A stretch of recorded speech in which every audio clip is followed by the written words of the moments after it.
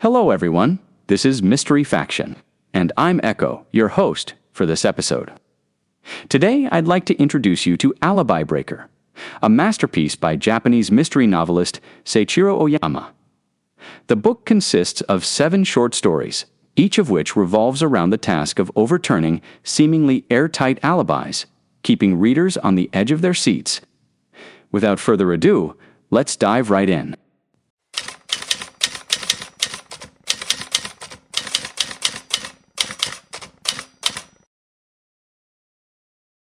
My name is Miyuki Satsuki, and I'm a young police officer who transferred to the 2nd Violent Crimes Investigation Unit, Division 4 of the Nono Prefectural Police Department's 1st Investigation Division just a few months ago.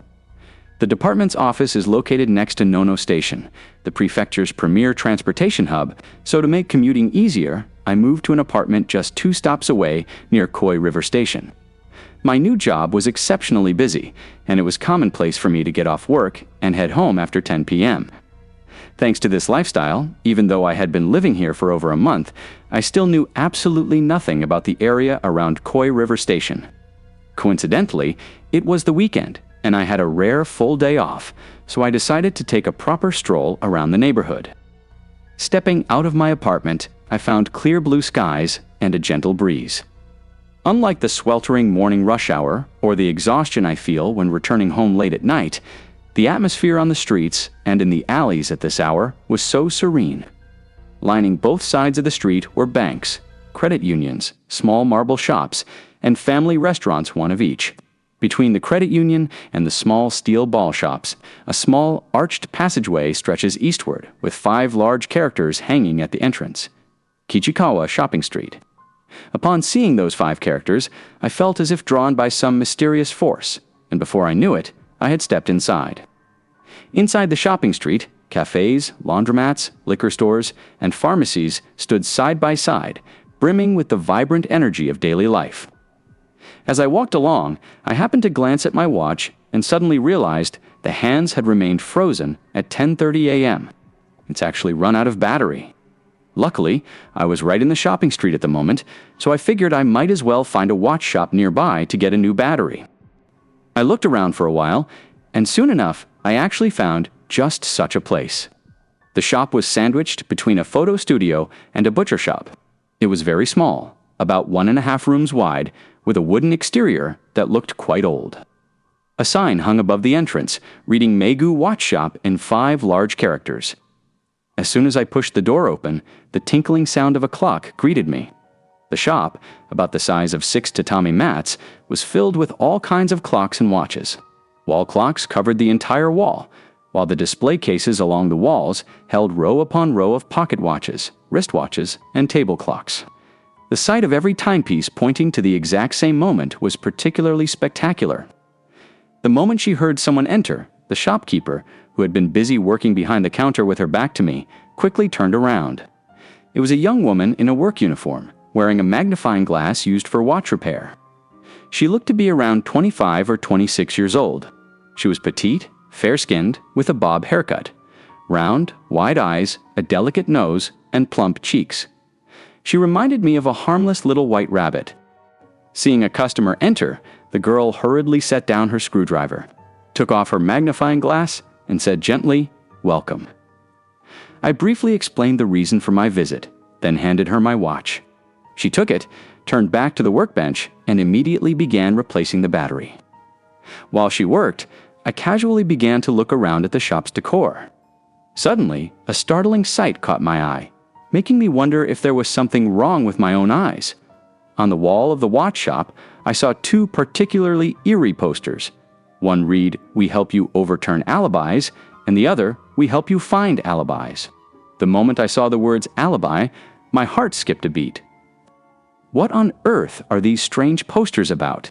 So, when the girl finished changing the battery and turned back around, I mustered up the courage to ask her what those phrases on the wall meant. The girl explained that it meant exactly what it said. The shop accepted all commissions related to clocks and watches, which was the former owner's business philosophy.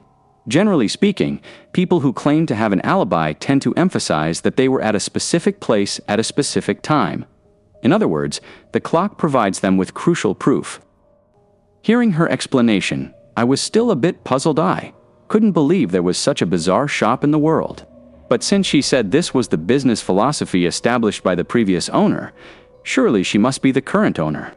The girl told me her name was Miyagi Toki, and that this watch shop had been founded by her grandfather. She had been trained by him since childhood, so, although she was still young, her skills in repairing watches and refuting alibis were already highly refined. The shop operates on the principle of integrity, with payment due only after the job is completed. If, after hearing the client's account of the incident, she is unable to disprove the alibi, she charges nothing. If she successfully debunks it, she charges a fee of 5,000 yen as compensation. Hearing that price, I honestly didn't know for a moment whether it was expensive or cheap. Having asked me so many questions, she then curiously inquired if I had an alibi that needed to be disproved. Watching her eyes light up at that moment, she looked just like a little girl who'd spotted an ice cream cone. Perhaps it was because I'd been struggling with the alibi puzzle for over a month and was at my wit's end. Or perhaps I didn't want to disappoint the hopeful look in her eyes, so I revealed my identity. After that, she gestured for me to sit on the antique sofa in the shop and brewed me a cup of green tea.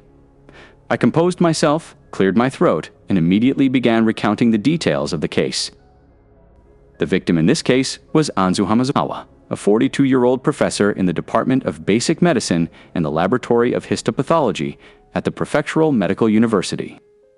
On Tuesday, April 11th of last month, shortly after 8 a.m., the police received a report from the public stating that the victim's body had been discovered inside a two-story villa within the county.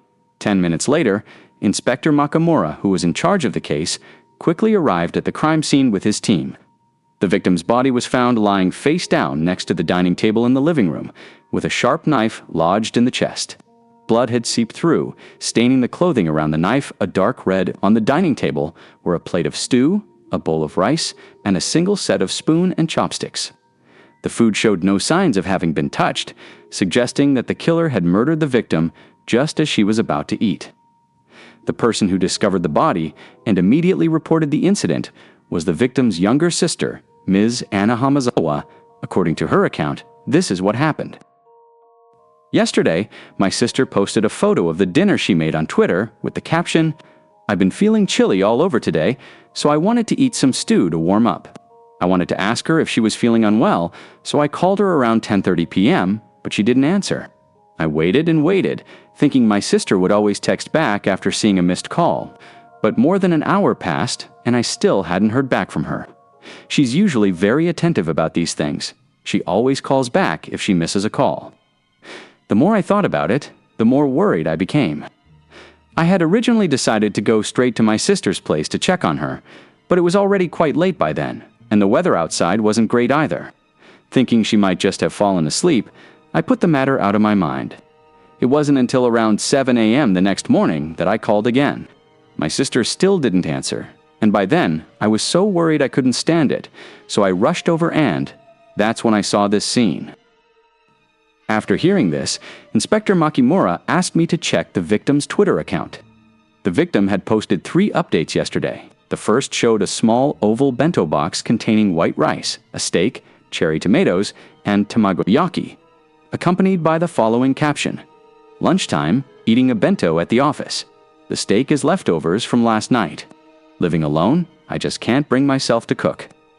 The second post appears to have been taken in a cafe, showing a dessert set on a glass table, accompanied by the caption, "My weekly cake treat this week, it's mocha cake." The third post shows a dish of cream stew, with the caption, "It reminded me of when I lived with my younger sister. We used to make cream stew all the time. I really miss those days, so I decided to make this for dinner tonight. I've been feeling chilly all over today, so I'll have some stew to warm up." I handed my phone to Inspector Makamura and the rural patrol chief so they could look at this Twitter post. After taking the phone, their eyes were filled with fear. Judging by the food laid out on the table, it seemed the victim had been killed right after posting this. At that moment, Inspector Makamura asked Ms. Hamazawa if, as Anzu's younger sister, she had any suspects regarding her death. Upon hearing this question, Ms. Hamazawa suddenly became agitated and declared that, in her opinion, the man must be the one responsible for this case. Kikuchi Goro, her sister's ex-husband lately, he'd been constantly threatening her sister to get money. Although Kikuchi held the title of management consultant, he had a severe gambling addiction. Her sister had scolded him countless times, but he refused to change his ways. Out of sheer desperation, her sister had finally decided to divorce Kikuchi. Recently, Kikuchi has been constantly seeking help from his ex-wife because he's in debt. I've told my sister several times to just call the police, but she always just laughs it off, saying Kikuchi is all talk and doesn't have the guts to actually do anything. As a result, we kept putting it off, and now things have turned out like this. After hearing this lead, the detective fell deep in thought for a moment. Then, as part of standard procedure, he asked Ms. Hamazawa about her whereabouts at the time of the incident last night. Ms. Hamazawa explained that she currently works at a hair salon. Yesterday, from 2 p.m. to 10 p.m., she was scheduled for the evening shift. The shop, her colleagues, and the customers could all attest to this. She had remained at the salon the entire time and had not left after her shift ended. She saw the tweet her sister had posted and called her around 10:30 p.m. Meanwhile, the preliminary results from the forensic examination have come in. The victim's time of death is estimated to have occurred between late yesterday afternoon and last night, and the cause of death was a fatal stab wound to the chest. Additionally, forensic investigators noted that the rice cooker indicated the rice had been cooked before 10 p.m. It is now 9 a.m. on the second day. 14 hours ago would be 7 p.m. yesterday, which means the victim likely finished preparing dinner around 7 p.m., after which the killer appeared and killed her. After examining the crime scene, the inspector ordered the rural patrol chief and me to go to the county medical university to investigate the victim's movements from the previous day. After explaining our purpose at the reception desk, we were greeted by a young man in his early 30s. He wore thick glasses and looked like a reliable, serious person at first glance. His name was Tadao Kajiyama, and he worked as a research assistant in the victim's laboratory. Perhaps because he had been deeply shaken by the news of Anzu Hamazawa's death, his face was completely drained of color at that moment. According to Mr. Kajiyama's account, Professor Hamazawa's schedule yesterday was roughly as follows. She arrived at the university around 8:30 a.m. First, she discussed the morning's practical class on histology with Kajiyama in the staff room. Then, starting at 9 a.m., the two of them went to the laboratory to teach the students. However, just a few minutes into the practical session, the professor's ex-husband, Mr. Kikuchi, suddenly burst through the laboratory door. This uninvited guest had visited the lab 2 or 3 times before, so Kajiyama recognized him immediately. Professor Hamazawa had no intention of dealing with her ex-husband, but since Kikuchi was so persistent and shameless, she eventually went with him to the staff room alone. 10 minutes later, the professor returned to the classroom and told Kajiyama that Kikuchi's purpose in coming to see her was, once again, to borrow money. However, Professor Hamazawa did not believe his lies. The practical class continued until noon. During the lunch break, Professor Hamazawa, Kajiyama, and 2 female students had lunch together in the multipurpose room. At 3 p.m., the professor left her office and went to a cafe near the university entrance, a weekly ritual of hers. After enjoying some dessert and returning to her office around 3:30 p.m., she said she felt a chill and went home early. Come to think of it, something strange happened yesterday. Kajiyama had visited his parents in Kurashiki over the weekend and brought back some local specialty salted bean buns. During lunch break, he took them out and shared them with Professor Hamazawa and the students. Professor Hamazawa usually loves sweets, especially these salted bean buns, but for some reason that day, she didn't take any. It was truly puzzling, especially since she had gone out of her way to eat other sweets at 3 p.m. After that, we thanked Kajiyama and left the pathological histology laboratory, heading to the cafe near the university entrance. According to the waitress, Professor Hamazawa had indeed visited the cafe at 3 p.m. the previous day.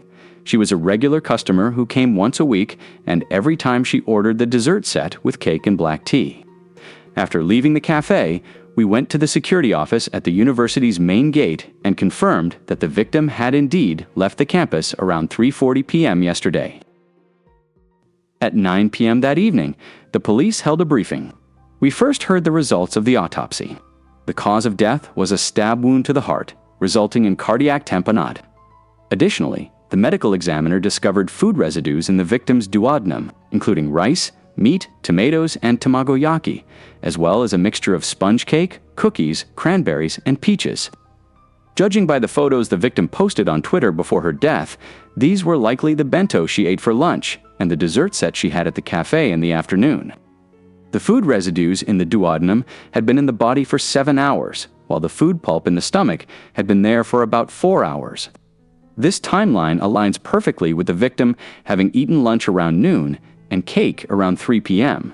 The forensic pathologist estimated the time of death to be around 7 p.m. yesterday, and the autopsy results fully corroborate the circumstances at the crime scene. In other words, the killer entered the house and committed the crime just as the victim had finished preparing dinner. The school security guard stated that Anzu Hamazawa left school on her bicycle around 3:40 p.m. The distance between the university and her home is less than 2 kilometers, so she likely arrived home around 3:50 p.m. In the evening, the victim began preparing a stew. By around 7 p.m., dinner was ready. She served the meal, took a photo with her phone, and posted it on Twitter. It was at that very moment that the killer suddenly appeared and stabbed her in the back with a knife. Based on the clues currently available, the police chief believes the prime suspect is the victim's ex-husband, Mr. Kikuchi. It is believed that not only did he visit the university lab yesterday, but he also went to his ex-wife's home that evening to ask for money, only to be flatly refused. In a fit of rage, Kikuchi then killed Professor Hamazawa. Therefore, the immediate priority is to apprehend him as soon as possible. However, the police have been unable to locate Kikuchi Goro. Meanwhile, the investigation headquarters also explored the possibility that the victim's younger sister was the perpetrator. She was not entirely without motive. Ms. Hamazawa had once acted as a co-signer for a friend in debt. After that friend filed for personal bankruptcy, he vanished without a trace, leaving her to shoulder the massive debt. Ms. Hamazawa had to pay 20 million yen within the next 2 months. Otherwise, she would face prosecution by the judicial authorities. Coincidentally, the victim had recently purchased a life insurance policy with Ms. Hamazawa named as the beneficiary, and the payout amount was 30 million yen. In other words, if Ms. Hamazawa were to die unexpectedly, her younger sister Anna would easily receive this money, thus providing the other party with a strong motive for murder. However, as Ms. Hamazawa stated upon discovering the body, she possesses a solid alibi. On the day of the incident, she was busy from 2 p.m. until 10 p.m. Both the shop owner and her colleagues can attest that she never left the hair salon during that entire time. Furthermore, given the close bond between the sisters, it is highly unlikely that Ms. Hamazawa would have been the one to kill her own sister. The year the older sister was a junior in medical school, their mother passed away unexpectedly. After that, the older sister relied on scholarships to continue her studies while working several part-time jobs to cover living expenses. She raised her younger sister, who had just started junior high school, through hardship and sacrifice. Therefore, the bond between them was far deeper than that of ordinary sisters. On the third day after the murder, April 13th, I went to the funeral home with Inspector Makamura and Patrol Chief Shimago to attend Anzu Hamazawa's funeral. To our surprise, Kikuchi Goro also appeared at the venue that day, so the police arrested him on the spot. Later, Inspector Shimo and I interrogated him. According to his statement, around 7 p.m. on the night of the incident, he was at an izakaya called Tenno Shoku, drinking with 2 close friends from high school. They had started drinking around 6 p.m. and continued until around 9 p.m. If the police didn't believe him, they were welcome to go ask the 2 men. So that same afternoon, the detectives immediately sought out Kikuchi's 2 friends to verify his story. Both friends confirmed that they had indeed been dining with Kikuchi Goro at the izakaya that evening. Upon hearing this testimony, the police initially suspected that the 2 might be lying, but no matter how many times they were questioned, their statements remained consistent and showed no signs of deception. Moreover, both men had families to support and worked for reputable companies. They were down-to-earth office workers who would not risk giving false testimony for someone else. In addition, the police showed Kikuchi's photo to the staff at the izakaya, and they confirmed that this customer had indeed visited on the evening of the 10th. However, Kikuchi had left his seat for about 8 minutes, around 7 p.m., presumably to use the restroom. Upon hearing this clue, the police immediately focused their attention on those 8 minutes. It takes about 5 minutes to get from the izakaya to the victim's home, so perhaps Kikuchi used that time to go to the crime scene and kill Professor Hamazawa. However, after conducting an experiment, we found that 8 minutes doesn't seem to be quite enough. Since it takes 5 minutes to walk from the izakaya to the crime scene, that means it would take about 2 minutes by motorcycle. A round trip would take 4 minutes, leaving plenty of time to commit the crime in the remaining 4 minutes. However, this speculation is limited to theoretical possibilities. In practice, the situation is far more complex. First, when Kikuchi left the izakaya, he had to be extremely careful not to be seen by the staff. The owner of this establishment, fearing customers might dine and dash, always instructs the staff to discreetly keep an eye on patrons to prevent them from leaving without paying. Therefore, leaving the izakaya without being noticed requires perfect timing a process that takes considerable time. Not to mention that, after arriving at the scene, the killer would have to ring the doorbell, wait for the victim to open the door, and exchange a few pleasantries with his ex-wife to lower her guard. Factoring in the time required for these steps, 8 minutes would be completely insufficient. As a result, Gore Kikuchi's alibi stands completely solid. And this is precisely the point that has been troubling the police lately. After hearing the detailed account of the case, Toki raised a few questions. First, is it possible that the victim's body was moved? Could the victim have actually been killed near the izakaya and then transported to Professor Hamazawa's home afterward? If so, Kikuchi could have fabricated an alibi for himself. I told her that such a possibility certainly existed. But if the actual crime scene was near the izakaya, where would the killer have committed the crime? Could it be that he had specifically rented a hideout nearby for that purpose? Regarding this, Toki explained that Mr. Kikuchi could have parked his car in advance at a parking lot near the izakaya, then used sleeping pills to put Professor Hamazawa into a deep sleep before carrying out the crime. However, I told her that this theory simply doesn't hold water. The izakaya itself doesn't have a parking lot, nor are there any nearby. Of course, the police hadn't overlooked the possibility that Kikuchi might have parked on the street, but the risk was simply too great, especially since the area has recently been the focus of a major crackdown on illegal parking. If a patrolling officer had spotted anything unusual, the consequences would have been unimaginable. Moreover, there's one crucial point. Kikuchi couldn't drive to begin with. After hearing my explanation, Toki gave a slightly awkward smile. She told me she hadn't cracked an alibi in quite a while, so she was a bit rusty. She was really embarrassed. Hearing that, I was instantly at a loss for words. Detective work isn't some kind of sport, is there really such a thing as getting rusty at it? But just then, for some reason, Toki suddenly asked me what kind of pastry a salted bean bun was. Hearing this question, I couldn't help but regret telling her about it. Could this girl be a bit off her rocker? But out of politeness, I still seriously explained to Toki that a salted bean bun is a sweet treat with a slightly salty crust and a red bean paste filling inside. I wasn't sure why she'd suddenly asked that, but what Toki said next left me utterly stunned. The hour hand has returned to its original position. Mr. Kikuchi Goro's alibi has completely fallen apart. What? I stared at her in astonishment. This little girl in front of me had actually managed to overturn the alibi that had baffled the police for an entire month simply by listening to my account of the case. If she really possessed such remarkable abilities, I would gladly hand over the 5,000 yen reward. Then Toki began to speak slowly. On the day of the incident, during lunch, Professor Hamazawa's teaching assistant, Mr. Kajiyama, offered everyone some salted bean buns.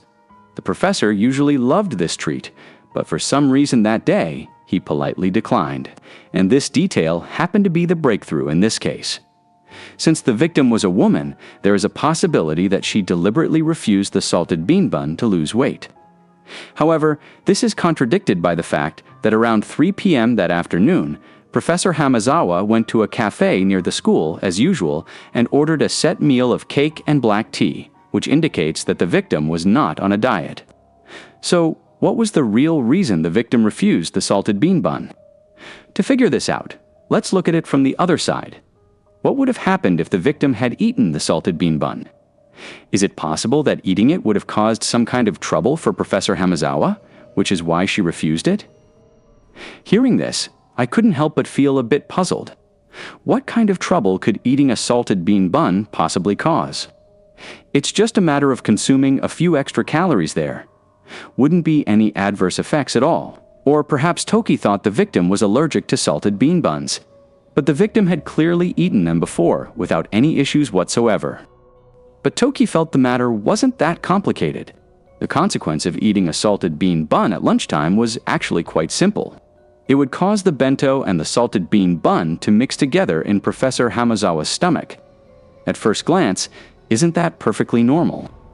But if the lunch the deceased ate that day didn't contain rice, but rather cake, then that's a point worth pondering. We know that Professor Hamazawa went to a coffee shop that afternoon and ordered a mocha cake, a white cheesecake, and a cup of black tea. If one were to use the tea-colored mocha cake as the steak, pretend the white cheesecake is rice, and disguise the cranberries and peaches decorating the cheesecake as cherry tomatoes and tamagoyaki, wouldn't it be easy to pull off? At lunchtime, on the day of the incident, Professor Hamazawa had lunch with Mr. Kajiyama and 2 female students. Given the difference in status between the professor, the teaching assistant, and the students, they should have maintained a certain distance between their seats. Since they weren't sitting close together, from Mr. Kajiyama and the 2 students' perspective, the professor was simply eating a bento box at the time. It probably never crossed anyone's mind that the bento box actually contained a cake. Thinking about it this way, it becomes clear why the professor politely declined the salted bean bun during lunch. Because once the bun entered her stomach, it would mix with the cake inside, thereby revealing the fact that the cake had been eaten at the same time as the bun. What are you talking about? Toki's hypothesis was so outlandish that I was left wide-eyed and speechless. I had absolutely no idea what she meant, especially since the forensic pathologist had indeed found residues of rice, meat, tomatoes, and omelet in the deceased's duodenum didn that proved the victim had eaten a bento for lunch. Regarding this, Toki believes that the bento residue found in Professor Hamazawa's duodenum wasn't actually from lunch. According to the autopsy results, the bento entered the stomach 3 hours earlier than the cake. So if the cake was eaten at noon, that would mean the bento found in the duodenum was actually eaten around 9 a.m. Hearing this theory, I was even more confused. Toki said the cake was eaten at noon, but the victim clearly went to a cafe to eat dessert around 3 p.m. So where did that cake go? Toki believed that the professor hadn't actually eaten the cake at 3 p.m. at all. She might have just pretended to do so, then found an opportunity to slip the dessert into her handbag. Regarding this case, everyone assumed the victim ate a bento at noon and then had cake around 3 p.m. But in reality, Professor Hamazawa ate a piece of cake at noon, while the actual bento had already been eaten well before 9 a.m. In other words, the actual time she ate the bento and the cake were a full 3 hours earlier than the times she had pretended. Therefore, based on the bento residue in the duodenum and the cake residue in the stomach, the estimated time of death is not 7 p.m., but should be pushed back 3 hours, meaning the victim was actually killed at 4 p.m. The victim's body was discovered shortly after 8 a.m. the following day, 16 hours after the crime occurred. Consequently, the margin of error in the time of death, estimated from external signs, would be correspondingly larger. Hearing Toki say this, I suddenly recalled that during the preliminary investigation, following the discovery of the body, the coroner had indeed estimated the time of death to be between the previous evening and night. Toki's theory was a bold hypothesis, but what I couldn't understand was, what pretext did the killer use to ultimately persuade the victim to carry out those actions? Doing so would indeed lead the police to misjudge the time of death. But surely the killer couldn't have simply told the victim their true intentions. Toki believes this is the crux of the case. It would be a stretch to assume the victim did these things simply because they were deceived. Anyone, upon hearing such a request, would naturally harbor doubts. Therefore, without the victim's full cooperation, the killer's fabricated alibi would never have held up. What kind of explanation is that? Who would go out of their way to create an alibi for someone they intend to kill? Yet Toki told me that, having deduced the case to this point and ruled out all impossibilities, whatever remains, no matter how unbelievable, must be the truth. That is, Professor Hamazawa actively asked the killer to murder her. The victim had originally intended to commit suicide, but she had a compelling reason why she couldn't do it herself. So she sought out the killer and asked them to kill her. At the same time, to protect the killer, she decided to create an alibi for them. If we start re-examining this case from this perspective, the truth of the matter is likely as follows. In reality, Professor Hamazawa ate her lunch around 9 a.m. I recall that Mr. Kikuchi came to see the victim at that time, and the two of them went to the staff room next door and talked for nearly 10 minutes. The victim used that time to eat her lunch, during which Mr. Kikuchi likely stood guard at the door to ensure no one entered. 10 minutes later, after Professor Hamazawa finished her lunch, she returned to the lab while Mr. Kikuchi put on an act of having failed to borrow money and, becoming furious, made some threatening remarks and stormed off. Hearing this, I was completely baffled. What, then, was the purpose of Mr. Kikuchi's previous visits to ask for money? I came to believe that all of this was nothing more than a charade staged by Mr. Kikuchi and Professor Hamazawa. Now, let's review the case from the beginning. At noon on the day of the incident, Professor Hamazawa pretended to eat a bento box in the multipurpose room, but in reality, she ate a slice of cake. Around 3 p.m., she went to a cafe and ordered a dessert set with cake and black tea, but at that time, she only drank a sip of the tea and secretly hid the cake. At the same time, to give the impression that she had eaten a bento at noon and a cake and black tea at 3 p.m., Professor Hamazawa deliberately posted photos of the bento and the dessert set on Twitter. Around 3:40 p.m., the victim left the university early, citing illness. After she returned home around 3:50 p.m., Mr. Kikuchi arrived as planned and killed her. Professor Hamazawa passed away around 4 p.m. The so-called stew made on the night of the incident found at the scene had actually been prepared in advance to throw investigators off the trail, and the scene itself had obviously been staged beforehand. After killing the victim, Kikuchi took the victim's cell phone and left the crime scene. Then, starting at 6 p.m., Kikuchi went to an izakaya with two friends to eat, creating an alibi. As a medical professor, Ms. Hamazawa certainly knew how long it takes for food to digest in the stomach and move into the duodenum, so she could accurately predict that the coroner would estimate her time of death to be around that hour. Mr. Kikuchi deliberately left his seat for 8 minutes at 7 p.m. for two specific reasons. First, to draw the police's attention to this time frame, further reinforcing the cover story that the victim died around 7 p.m. After all, no matter how thoroughly the police investigated, they would be unable to confirm the possibility that Kikuchi committed the murder during that time.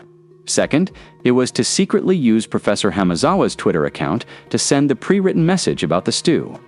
Finally, all Kikuchi had to do was go to his ex-wife's house after the party ended, leave his phone there to plant his fingerprints, and set the timer on the rice cooker end. Everything would be complete. Hearing this, one major doubt has been plaguing me. Why exactly did Professor Hamazawa want Kikuchi to kill her? If she simply didn't want to live anymore, she could have just committed suicide. Regarding this point, Toki believes the reason is simple. Professor Hamazawa wanted to make her death look like a homicide. The police mentioned that the victim had purchased a 30 million yen life insurance policy before her death, with her younger sister, Hamazawa Anna, as the beneficiary. Professor Hamazawa likely intended to leave this 30 million yen to her sister as an inheritance, but since life insurance policies contain suicide exclusion clauses, she devised this method to end her life. Hearing this, I simply could not bring myself to believe Toki's reasoning. If what she said were true, why would Kikuchi agree to the victim's request? He stood to gain absolutely nothing from this. In fact, he would have been implicated if the murder were exposed. It made no sense at all. Toki told me that while this might be hard to believe, if the preceding reasoning were all correct, the only possible explanation for Mr. Kikuchi's willingness to agree was that to this very day, he still deeply loved his wife and was willing to do anything for her. After replacing the batteries, I rushed back to the police station and shared this line of reasoning with the inspector. Of course, I treated all of this merely as my own conjecture and made no mention of the watch shop. Upon hearing my reasoning, everyone present looked as though a light had suddenly gone on, and they immediately took Kikuchi Gore back to the station for questioning. When I presented this line of reasoning to him, Kikuchi's inner turmoil was plain to see. After putting up a brave front for a moment, he finally admitted the truth. The story begins 2 months before the incident, when Professor Hamazawa contacted him out of the blue, saying, "There's something I can only ask you to help with." Kikuchi was quite surprised at the time. He had no idea what important matter the professor might have for him. The professor told Kikuchi that she had been diagnosed with terminal pancreatic cancer and feared she had only a few days left to live. Therefore, she wished to end her life in a way that would appear to be a homicide, leaving the insurance payout as an inheritance for her younger sister. She had already devised a plan to secure an alibi for Kikuchi, and thus pleaded, "Please kill me. I know this is an unreasonable request, but I truly cannot find anyone else to help me besides you." Upon hearing this, Kikuchi tried to dissuade her time and again, but she was resolute and unshakable. Before their divorce, Kikuchi had been addicted to gambling, breaking his ex-wife's heart. Now, as long as it would bring her happiness, he would agree to anything without hesitation. Hearing these words, I couldn't help but think that, in order to fulfill his beloved's wish, this man had chosen a path of unimaginable cruelty. Not only did he play the role of a stalker who repeatedly harassed his ex-wife for money, but he even took on the task of taking her life, a fact that couldn't help but evoke a sense of sorrow. When the case was over, and Miyagi Toki received her 5,000 yen fee, she thanked me, but that thank you sounded somewhat subdued. Perhaps she felt guilty for having exposed Professor Hamazawa's well-intentioned efforts. The hands of a clock can be reset, but how wonderful it would be if simply moving the hands could turn back time. The first story of Alibi Breaker came to a close amidst the sighs of Tachibana Miyuki and Miyagi Toki, as the opening story of the 7-part collection and the most polished and critically acclaimed benchmark of the entire booklet not only perfectly illustrates the book's core theme of disproving alibis, but also establishes Miyagi Toki's detective persona and the narrative style of zero fluff, pure orthodox mystery. Furthermore, through an ingeniously crafted time displacement plot device, it vividly showcases Seiichiro Oyama's creative style of resolving mysteries through everyday life and fairness-oriented games to the fullest. It stands as a classic example of the misleading time-of-death plot device within the realm of Japanese short-form orthodox detective fiction. That wraps up today's episode. See you next time, everyone.